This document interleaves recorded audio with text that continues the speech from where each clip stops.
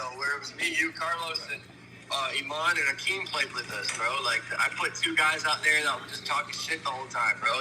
You almost fought one of them, remember? I want to punch him in his face. Yeah, bro, those were fake paid characters, bro. Like, no one knew it. I didn't tell nobody. I got to get back to my being quiet about shit, bro. Like I was doing. Like, only you know and only I know, bro. So, Nick Briz, the owner of the Savage Squad and the self-proclaimed menace of the YouTube basketball scene, has been exposed recently from his former teammate and ex-member of the Savage Squad, Chris Whyte, just a couple days ago. In the matter of just a few days, Nick Briz would lose over 10,000 subscribers and counting. This beef between Nick and Chris would have the whole YouTube scene watching. Duke Dennis, Cash Nasty, Flight Reacts, and Aiden Ross would be just a few of the big YouTubers that would react to the exposed videos uploaded from Chris. Now, if you haven't heard of Nick Briz, let me bring you up to speed before we talk about the present day events. Nick Briz popped out on the Instagram scene with his amazing vertical and hops, and his ability to dunk on just about anyone. Even when I watch him today, it just seems like he's gliding in the air to the basket. His ability to dunk the basketball in amazing ways would put him on the map. Nick would start to collab with Ball Is Life and would start his own YouTube channel in the summer of 2018, but wouldn't get too much attention towards his channel until last year when he would hit his first big milestone of 50,000 subscribers. Throughout 2020, Nick Briz would start a dunk academy that would teach your average athlete how to dunk better. But this would be the start of Nick's problems. A Reddit user would expose the Dunk Academy for being a scam. Mr. Cash Machine on Reddit would show DMs between him and Nick, and how Nick was very defensive when pointing out some of the issues Mr. Cash Machine had with the course, like how it was only a couple pre-recorded videos and the workouts didn't get an assigned amount of reps. Mr. Cash Machine would also talk about how he was never aware that it was a monthly payment, and to discontinue the subscription you would have to email the company directly. But this controversy would be brushed off, and many people didn't even know this happened until these recent events. Nick would continue to upload and push full speed ahead. Nick Briz would eventually hit 100,000 subscribers in April of this year, and this is where Nick's channel would really start to take off. In the matter of a couple of months, Nick would go from 100,000 subscribers to over 600,000 subscribers at the end of the summer. Nick would create one of the most entertaining basketball groups on YouTube, and it seemed like every upload that was on Nick's channel would pull close to or over 1 million views. People enjoyed the drama that was in Nick's videos, and with every thumbnail depicting a fight within the video, it would get the viewers ready to watch another Nick Briz video to see what happens next. And everything seemed great for Nick Briz and the Savage Squad that was growing quite rapidly, until Chris Whyte, the big man center on the Savage Squad, would drop a bombshell on Nick for faking his content and hiring people to come play aggressive to stir up drama for the video. Now, of course, a majority of YouTubers stage the content, and that's not a horrible thing to do. In fact, it's become more normal on YouTube as time has went on. The bad thing comes from when you hire someone to try and get extra physical and to try and fight Cash Nasty, someone that has been nothing but a good friend to Nick and helped Nick progress in his YouTube career. Chris would also state that Nick was getting paid over $40,000 a month and would only pay Carlos $1,200 a month, which is less than minimum wage if it's broken down. Nick would respond by uploading a bunch of Instagram stories defending himself, but with a lack of evidence, it was very hard to believe what Nick was saying, especially because Chris had receipts on everything that Nick was saying. Nick would also hop on Instagram Live later during the day with Carlos and manipulate Carlos to talk good about him and all Nick has done for him. Chris would have receipts from himself talking to Carlos and asking him about the stage fights and how Nick only paid Carlos $1,100 last month, and that was coming out of Carlos's own mouth. That means either he was manipulated by Nick to either make Nick look good, but we do have the recording that Chris filmed with Carlos on a call asking him a bunch of questions with the fight and with the money situation. I got the recording, the conversation, me and Carlos. But homie just had Carlos go on live and be like, tell the people how much, you know, how great you're doing, because I give you $1,200 a month and these people are kind enough to let you stay in their house. Homie want to jump on live and have people talking about I'm having a mental breakdown. Yo, Carlos, bro, am I right? Isn't he giving you $1,200 a month? Yeah. Does he not own 50% of your fucking videos? Okay. Did he not stage the fights? Yeah. Did he or did he not, Carlos? See? I'm saying, bro. Come on, man. Free Carlos. Fucking weirdo, bro. And he's just taking advantage of you, Carlos. This man, bro, Carlos, how can you be okay with that shit, bro? $40,000 a month. I saw one of the analytics, it was $38K. And how much he gave you of that, Carlos, last month?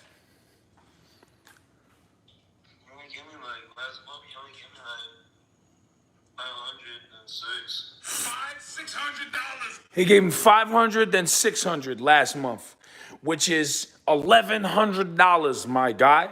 During these exposed videos, Chris would also talk about how Nick would receive 50% of whatever Carlos was making from his YouTube channel and would also be in charge of his content and his Instagram page. Chris would describe Carlos as someone with high functioning autism and that Nick was taking advantage of Carlos because he knew he could. See, the reason this whole beef started was because Chris had an issue with the Savage Squad playing in New York, and with Nick faking his content, Chris didn't want anything to pop off in his home state, and Nick called the cops if fights were to break out. See, Nick is someone that portrays this tough guy on camera. We see it in every single video, but behind the scenes would also run to the cops if anything big were to happen. Here's parts of Chris's video explaining why he left and the situation with Nick always calling or running to the cops. So, Rucker Park. This is where everything went left. Right. I'm from New York. Alright? I'm from Brooklyn, New York. I was born upstate New York. I moved down to Brooklyn when I was like 12, 13. I lived there the rest of my life. Alright? I'm gonna keep it a beam with you, bro. When you're from New York, you know the environments. You know what's going on. You know who's who, what's what. You know the parks, especially when you play ball in the parks. You know what parks are what, how they move, what the the general standard of going to play basketball is like there. You know that shit. Alright? Nick's idea is to go to Rucker Park, and his statement is, I just want to play. We're just gonna go play regular basketball. I'm not, dude. I know how to, handle situations. I'm not gonna go there and start a problem, man. And I told him, I said, bro, I don't think you understand. You can't just go to Rock Park and think you're gonna film, and people are not gonna show out, and they're not gonna put premier ballers on us, and you're not gonna get a crazy run. Yeah. And knowing Nick, since I know he stages shit and he does shit without telling people, which he did for me for 6 months, bro, you don't understand New York, bro. You are gonna get ran out of the park. You're gonna think you're gonna stage something and do that little cute shit you're doing, and it's gonna be a problem, a real problem, not staged. And I told him that, and I said, bro, listen, man. And my brothers is pulling up, and I kept it funky with him. I was honest with him on the phone. I said, bro, listen, I don't expect you to be anybody other than who you are. That's okay. I don't need you to be a gangster. I don't want you to be tough. I know you be acting for YouTube. That's cool. I don't need you to be anybody other than who you are. But the fact is that my friends and my brothers are going to come to the courts when we go. And if I go there and my people pull up and some shit gets sticky because you decided to shadily, sneakily plan something like you usually always are, clearly, I'm not risking my brother's freedom, and I don't trust you to not tell on somebody if something gets real. Because you stated he's a cop caller. Oh, no, he's an absolute cop caller. Oh, man, free Carlos. Let me explain you something. First of all, Nick owns and controls Carlos's Instagram.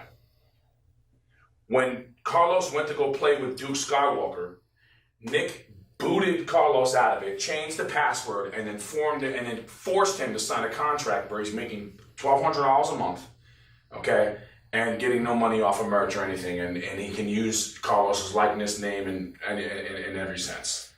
That's what he did. He locked him in. So he owns Carlos. Owns Carlos. And he owns his channel. He made it very clear that if Carlos ever leaves Savage Squad and goes to play with somebody else, he is going to own his Instagram, keep his Instagram, and keep his YouTube channel. Free Carlos, man. During this video, Chris would talk about how Nick tried to set up Cash Nasty to get swung on, and Cash would reach out to the dude that was defending him throughout the game, and it was true. Nick tried to get Cash swung on and angry for content. Cash would respond on his second channel in a video titled My Reaction to the Savage Squad Drama, uploaded yesterday. Here's parts of Cash's video. I would have never thought of all people, this would come from him. And fast forward to now, bro, that shit really hurt me, bro. That shit really hurt me, Nick. Bro, I waited 3 days.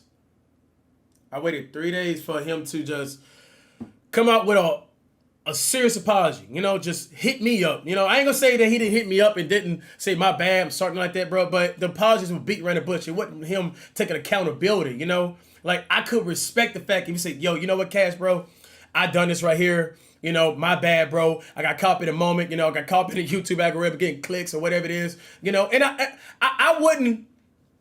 I would have forgave them. You know, because I would have had more respect for that. But I would never forgot it about the situation, you know? The apologies that he was sending me, bro, I waited 3 days, y'all, 3 days. One time he sent me a paragraph at 12 o'clock at night. Another one doing the next day, probably doing the evening. And an hour before this video, he sent me a text. And this is the only text I'm going to express to y'all, man. Like, so you're buying in it. LOL, you don't understand how deep me and this man talked about our content. Whatever, man. Good luck making your bread. I'll create videos. No problem. I'm the 20 that paid you. My pleasure. I don't know how to take that. You know, I don't know if that was the $20 that you paid the dude to swing on me and he didn't. I don't know. You know, but, you know, you can ask Kenny. I waited 3 days just so, you know, he could be a man, just straight up, bro, and own up to it. But I literally did my research. I DM'd the guy that he paid or supposedly paid or whatever it is. And he showed me text messages. You know, he asking, bro, how did he do against me in that video when the guy, you know, the little short guy, you know, like the dude who shot me? God, before the game, you got to look at my reaction. I'm like, bro, I don't understand why that dude even done that. You know, because, like, before the game, like, bro, I'm a big fan. You know, can we get a picture after the game and things like that? I couldn't believe it. You know, but I just played with it. Like, okay, you know, the camera's on. I guess the energy high. You know, and now that I go back and look at it, y'all, what if the dude would have swung on me, bro? What if the dude wasn't a supporter, a fan? You know? What if the dude really had hate? You know, like, you don't know how much you put me at risk, how much I'm jeopardizing.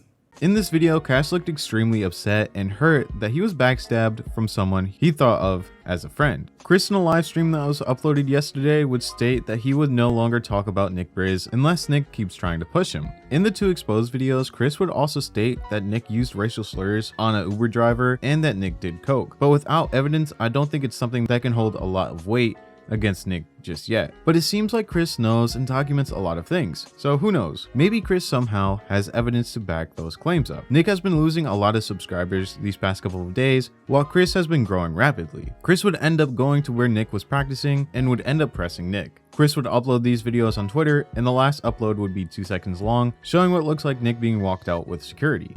I'm shopping. Don't talk to me. Bro, hey, you want to come outside? Come outside. Come outside. Come outside. You tough? Come outside. Come outside. Come outside. Come outside. Bro, if you're not gonna come outside, shut your mouth.